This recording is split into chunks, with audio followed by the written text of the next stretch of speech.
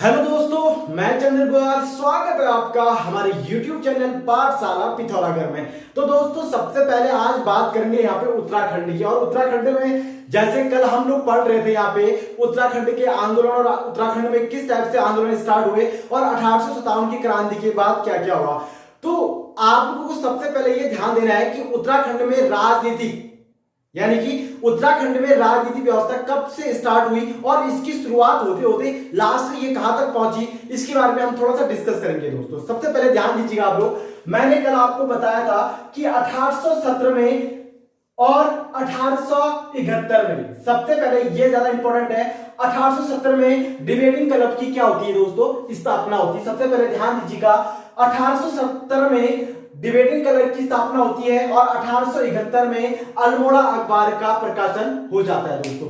जब इसका प्रकाशन होता है तो उसके बाद हमारे इसमें राजनीतिक व्यवस्था धीरे धीरे क्या हो जाती है, स्टार्ट हो जाती है। तो मैं यहाँ पे कुछ पॉइंट आप लोग के लिए ला रखा हूं दोस्तों, और इसी पॉइंट के माध्यम से मैं आपको समझाऊंगा कि उत्तराखंड की चेतना व्यवस्था किस टाइप से आगे बढ़ी और किस टाइप से इसमें विस्तारित रहा दोस्तों। सबसे पहले ध्यान दीजिएगा, मैंने लिखा हुआ है 1817 में अल्मोड़ा डिबेटिंग क्लब की स्थापना हुई थी दोस्तों। ये मैंने अभी आपको बताया, यानी कि इसके अंतर्गत जो भी हमारे अधिकार थे, यानी कि अधिकारों को विस्तारित किया गया और अधिकार के अकॉर्डिंग इसमें बताया गया कि किस टाइप से जनताओं, आम जनताओं का अधिकार होना चाहिए दोस्तों।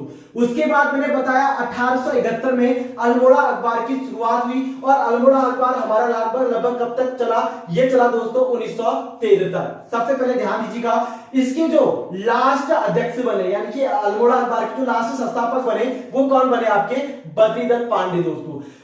1913 में जब बद्रीदत्त पांडे अल्मोड़ा अखबार के संस्थापक बनते हैं, उसके बाद ये कुछ खबरें, यानी कि कुछ ऐसी गलत खबरें ये अंग्रेजों के प्रति ये लिख देते हैं, जिसके कारण अंग्रेज क्या कर देते हैं, इस अखबार को बंद कर देते हैं दोस्तों। और ये 4 से 5 साल क्या कहा रहते हैं, जेल में रहते हैं दोस्तों। उसके बाद ये बाहर आने के बाद इन्होंने एक अखबार का प्रकाशन किया था जिसका नाम था शक्ति साप्ताह। इसको हम आगे वीडियोस में बताएंगे आपको।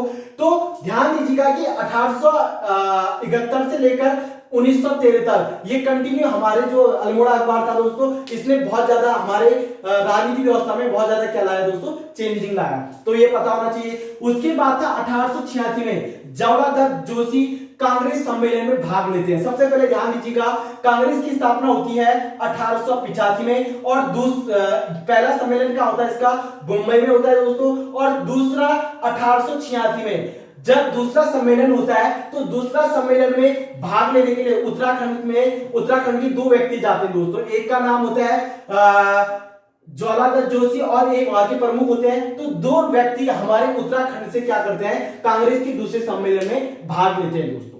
सबसे पहले आपको इतना पता होना चाहिए। और जैसे ही भाग लेते हैं तो उसके बाद ये उत्तराखंड की बारीकियां बताते हैं और कुछ उत्तराखंड के यहाँ पे जो शब्द होते हैं दोस्तों, उनको रखा जाता है और उसके बारे में थोड़ी सी चर्चाएं बात होती है। उसके बाद है आपका 1903 में गोविंद बल्लभ पंत द्वारा हैप्पी क्लब की स्थापना की जाती है दोस्तों। ये बहुत बार पूछा गया क्वेश्चन है कि हैप्पी क्लब की स्थापना कब हुई थी और किसने की थी। तो ये आपको मैं बता दूं, 1903 में गोविंद बल्लभ पंत द्वारा हैप्पी क्लब की क्या की गई थी दोस्तों, स्थापना की थी। ये एक संगठन टाइप का बनाया गया था जिसमें उत्तराखंड वासियों के लिए या उत्तराखंड के जो क्रांति दल थे उनको इकट्ठा करके उनको क्या कहते हैं, जानकारी देना। इस टाइप से कुछ संगठन बनाया गया था जिसका नाम क्या रखा गया, हैप्पी क्लब। और इसकी स्थापना किसने की थी, गोविंद बल्लभ पंत ने दोस्तों। ये आपको पता होना चाहिए। उसके बाद था 1905 में बंगाल विभाजन। सबसे पहले ध्यान दीजिएगा, बंगाल विभाजन होता है 1905 में दोस्तों, ये आपको पता होगा। 1905 में जब बंगाल विभाजन होता है तो इसमें 2 पार्टियां बनती है, एक बनती है उदारवादी और एक बनती है उग्रवादी दोस्तों। सबसे पहले आपको पता होना चाहिए उदारवादी और उग्रवादी, यानी कि एक तो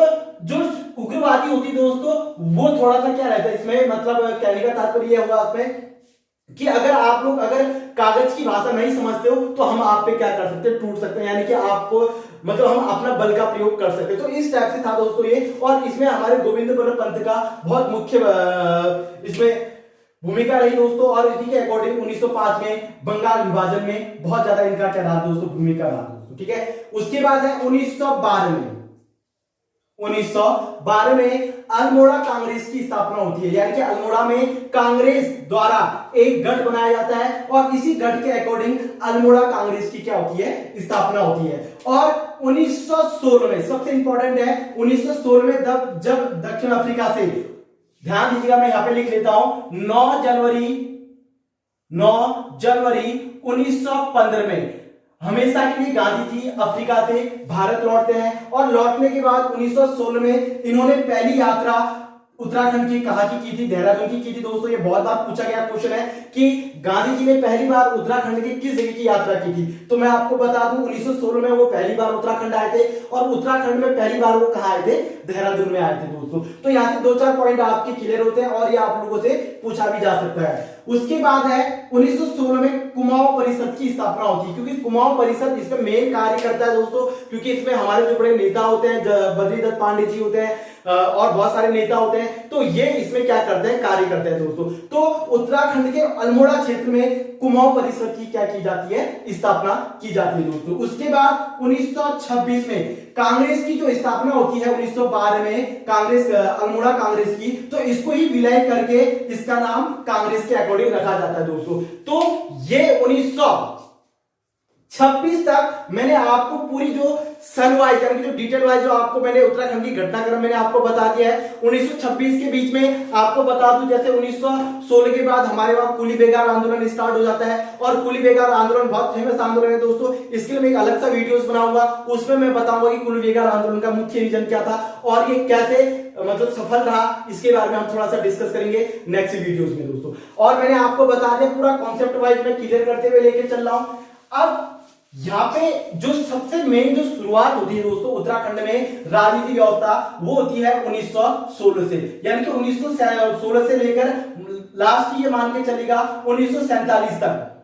1947 तक हमारे उत्तराखंड में जो भारत स्वतंत्रता जो आंदोलन चलता है उसके जो मुख्य जो घटनाक्रम होते हैं उसको मैं आपको 1916 के बाद जो घटनाक्रम हो रखे हैं वो मैं आपको कंटिन्यू बताते हुए लेके चलूंगा दोस्तों। तो ये हमारा था एक वीडियो जिसमें मुख्य जो हमारे आगामी एग्जामों में पूछे जाते हैं दोस्तों, और ये सन आप लोग याद कर लीजिएगा इसको पूरी रूप से, क्योंकि ये सन आप लोगों से बहुत ज्यादा पूछा जाता है। उसके बाद जो मैं नेक्स्ट वीडियोस बनाऊंगा उसमें मैं आपको बताऊंगा किस टाइप से कांग्रेस का विलय हुआ और कांग्रेस ने किस टाइप से उत्तराखंड में काम किया, कुमाऊं परिषद में क्या क्या कार्य हुए और उसके अंदर क्या क्या घटनाक्रम हुए, वो मैं आपको विस्तार रूप से यहाँ पे बताते हुए लेके चलूंगा दोस्तों। तो ये वीडियोस कंटिन्यू देखिएगा आप लोग और अधिक जानकारी के लिए आप हमारे चैनल को सब्सक्राइब कीजिएगा दोस्तों, ताकि हम स्टेप बाय स्टेप यहाँ पे कॉन्सेप्ट क्लियर करते हुए लेके चल रहे हैं। तो जय हिंद, जय भारत, जय उत्तराखंड।